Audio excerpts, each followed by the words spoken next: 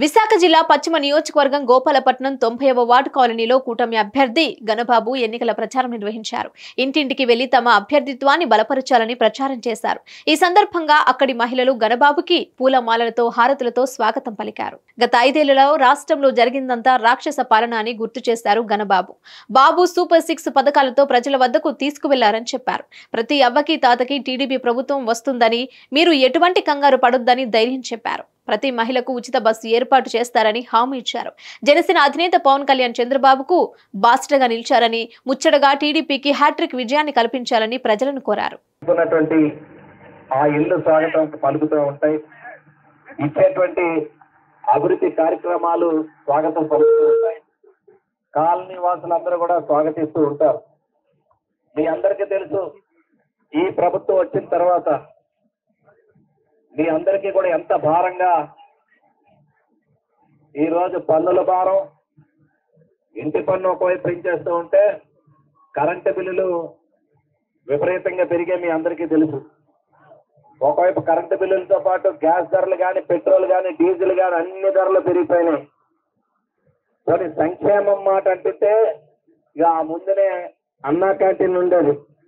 5 రూపాయలకే టిఫిన్ కానీ, 5 రూపాయలకే భోజనం కానీ బాజీ జంక్షన్ మన ఆసుపత్రి వెనకే ఉండేది. ఎప్పుడైనా మీ అందరికీ కూడా చాలా వెసులుబాటుగా మరి అక్కడ అన్నా క్యాంటీన్ ఉండేది. ఈరోజు దాన్ని కూడా మూసేశారు. చంద్రన్న బీమా ఉండేది, ఆ బీమా తీసేశారు. పెళ్లి కానుకలు ఉండేవి, పెళ్లి కానుకలు తీసేశారు. ఫీజు రీఎంబర్స్మెంట్ ఉండేవి, అవి కూడా తీసేశారు చదువుకున్న విద్యార్థులకి. ఈ రోజు మా ప్రభుత్వంలో వచ్చేటువంటి, ఆ రోజు తెలుగుదేశం ప్రభుత్వంలో ఉండేటువంటి అనేక సంక్షేమ అభివృద్ధి కార్యక్రమాలన్నీ కూడా ఆగిపోయినాయి. మీ అందరికీ తెలుసు. అప్పుల రాష్ట్రంగా మిగిలింది. ఆ అప్పు పైన వడ్డీ కట్టడానికి ఇప్పుడు మన అందరిపైన భారం వేస్తున్నారు. ఇదందరూ కూడా మీ గమనంలో తీసుకోవాలి.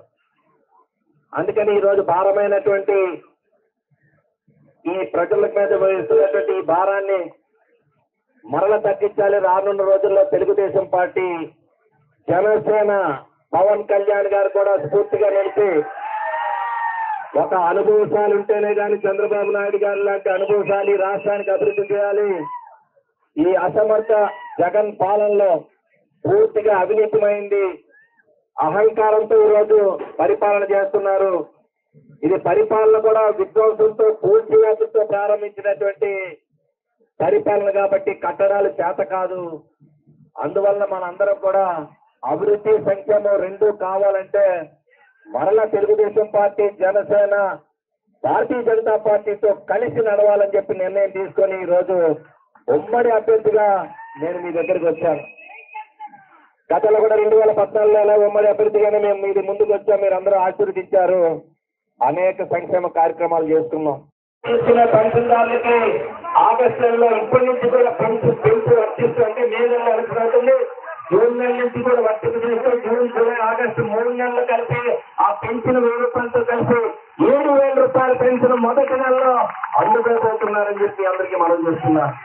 అంతేకాదు ఆడవాళ్ళు ఎవరైతే 18 ఏళ్ళు నిండినటువంటి వారికి ఆడబిడ్డ నిధి అని చెప్పి నెలకిస్తున్నారు 15,000 అని చెప్పి. అందరినీ చదివిస్తారు, ఎంతమంది పిల్లలు ఉంటాయి చదివిస్తా అని చెప్పి హామీ ఇచ్చి హామీ తొందర పెడితే మరలా ఈ రోజు రాబోయే కాలంలో ఎన్డీఏ ప్రభుత్వం ఎంతమంది పిల్లలు స్కూల్కి వెళ్ళే పిల్లలు ఉంటే ఆ తల్లికి ఒక్కొక్కరికి 15,000 చొప్పున ఎంతమంది ఉంటే అంతమందికి సంవత్సరానికి ఇవ్వడం జరుగుతుందని చెప్పి అందరికీ మనం చేస్తున్నాం.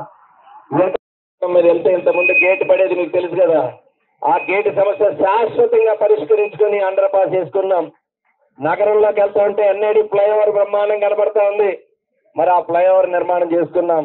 అటువైపు ఎన్ఎస్సీఎల్ రోడ్డు నిర్మాణం చేసుకున్నాం. అక్కడ రైతు బజార్ కూడా గతంలో తెలుగుదేశం ప్రభుత్వ హయాంలో మనం ఎమ్మెల్యేగా ఆ రోజు 99లో నిర్మాణం చేసుకున్నాం. ఒక బ్రహ్మాండమైన గోపాలపట్నం హాస్పిటల్ నిర్మించుకున్నాం. స్కూల్ డెవలప్ చేసుకున్నాం. స్కూల్లో ఇండోర్ స్టేడియంలు కట్టుకున్నాం. ఈ ప్రాంతంలో ఏ అభివృద్ధి సంక్షేమం జరిగినా అది కేవలం తెలుగుదేశం పార్టీ మరి కాలంలో జరిగిందనేటువంటిది మీ అందరికీ ఒకసారి గుర్తు చేస్తున్నా. ఈ ఎదర పశువుల ఆసుపత్రి కట్టుకున్నా, మీ కమ్యూనిటీ హాల్స్ కట్టుకున్నా, ఇక్కడ లైబ్రరీ కట్టుకున్నా, అన్ని కూడా తెలుగుదేశం పార్టీ హయాంలో జరిగిందనేటువంటిది ఒక్కసారి మీ అందరూ. అందుకని అభివృద్ధి చేశాం. ఓట్లు అడిగేటువంటి హక్కు ఒక్క తెలుగుదేశం పార్టీకి ఉందని చెప్పి అందరికీ మనం చేస్తున్నాం. అందుకనే తెలుగుదేశం పార్టీ, జనసేన, భారతీయ జనతా పార్టీ కూడా ఈ రాష్ట్రం అభివృద్ధిలో నడవాలి అనేటువంటి ఆలోచనతో మీ ముందుకు వస్తున్నాం. మరి ఈ రోజు మీ అందరికీ తెలుసు, ఇంత భారాన్ని ప్రజలపైన వేసి ఈ రోజు మళ్ళీ పెద్దమని వస్తున్నారు.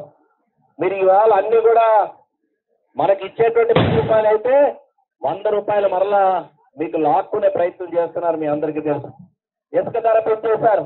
లిక్కర్ ధర చూస్తే ఇక్కడ మద్యం షాపులు ఏదైతే ఈరోజు ప్రభుత్వమే మద్యం అమ్మేటువంటి షాపుల్లో కల్తీ లిక్కరు 100 రూపాయలు దొరికే సరుకు సొంత కంపెనీలు పెట్టుకొని 200-300 రూపాయలకి అమ్మడమే కాకుండా మన జేబులు మన మగవాళ్ళ జేబులు ఖాళీ చేయడమే కాకుండా వాళ్ళ ఆరోగ్యాలు కూడా హానికరంగా తయారైనటువంటి మందు.